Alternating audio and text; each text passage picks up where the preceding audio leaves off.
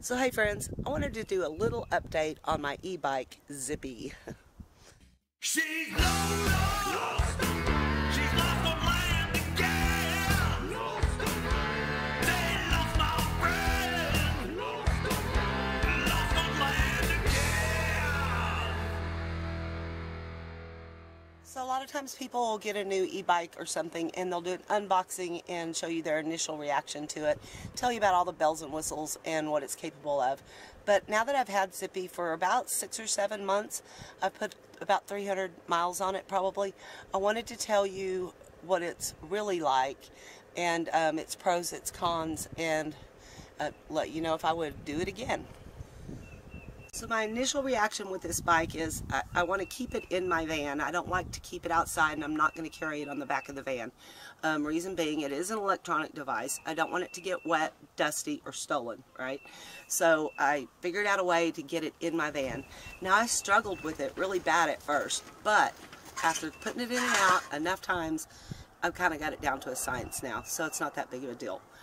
However, from time to time, I'm tempted to leave it outside at night. I've got a lock on it. I can lock it to a pole or something and put a tarp over it, right? Well, the problem with that is this. Even though the weatherman says it's 0% chance of rain, sometimes it still rains. The wind can blow up, blow that tarp off, here comes the rain, and your e-bike gets wet. So my biggest fear is that the throttle, the hand throttle, if that gets wet, something might happen there and it might short out.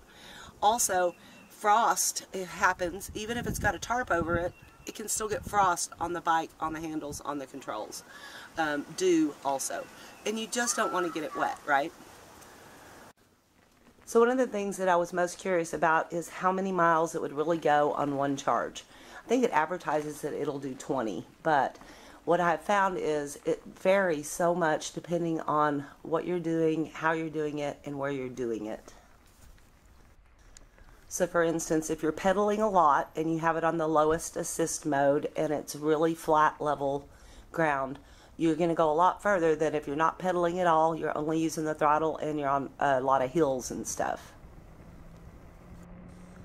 Also, the way this works is when you first start out, you're on full power. Well, after a little while, it'll go down to 3/4 power. And then after a few more miles, it'll go down to half power and then 1/4 power.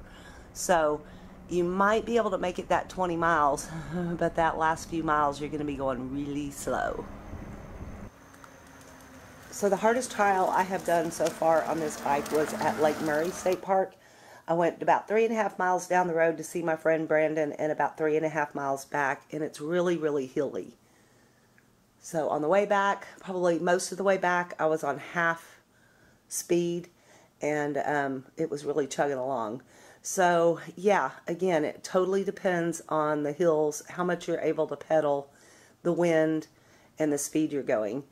On another trip, I was just lollygagging around the campground. I wasn't even giving it full power on the throttle. I was just pedaling now and then.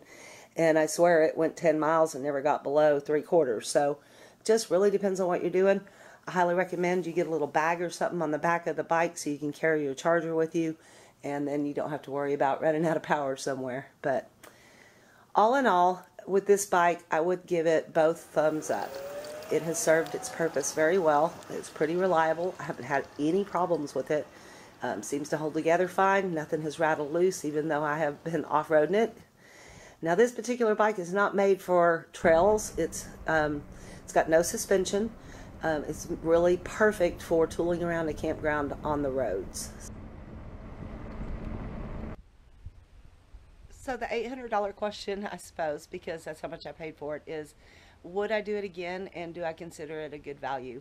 The answer is absolutely yes. I would. It has been a game changer for me. It's enabled me to get around, whereas without it, I wouldn't be able to near as well. So yes, I love it. I have really no complaints about it. And I do highly recommend it if that's something that you're looking for. Like I said, just something to tool around the campground. So I really wish I could go on a bike ride today, but it's just been so cloudy and drizzly, and yeah, it's really odd for April in North Texas, but what are you going to do? I guess stay home and edit a video, right? So anyway, thank you guys so much for watching. I really do appreciate it. I hope whatever you're doing today, you are having a great day. Y'all, stay lost, my friends.